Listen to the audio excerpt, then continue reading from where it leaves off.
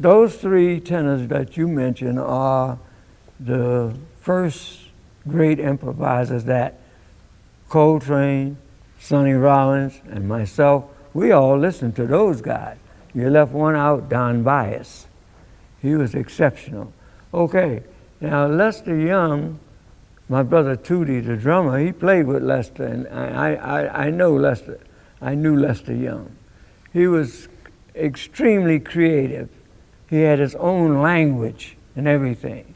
When he spoke, he would say 1/8 and a half of chimes. And what is that? 1:30. And he always give you a ding dong when he's ready. Ding dong, and he walk away. It's over. They wrote a book about Lester, his language, his literary language. And he had his own language on the saxophone. He had the only way, he held the saxophone different than everybody. Now, Coleman Hawkins was probably one of the greatest, the first I couldn't say. There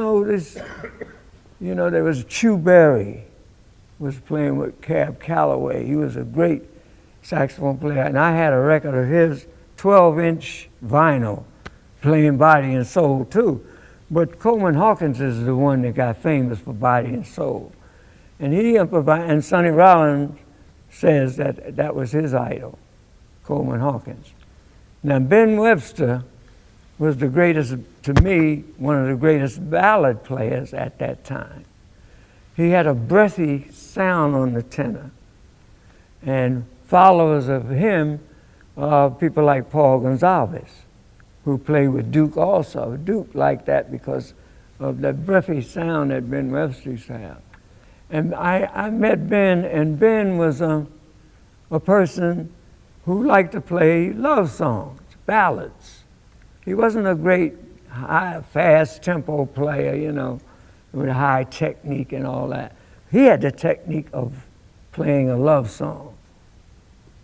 And in doing so, he would have to know the words. If he didn't know the words to the song, like you say, I'm going to play Laura. Laura is a face in the misty night. He would have to learn the words so that he could try to speak the words with his instrument,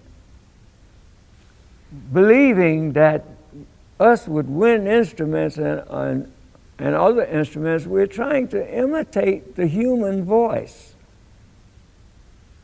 And the ones who could sing the best on their instrument can communicate the best to the audience, because they don't know E flat sharp 11 with a flat 9, all that. They don't hear all of that. They don't know that. That's what we study.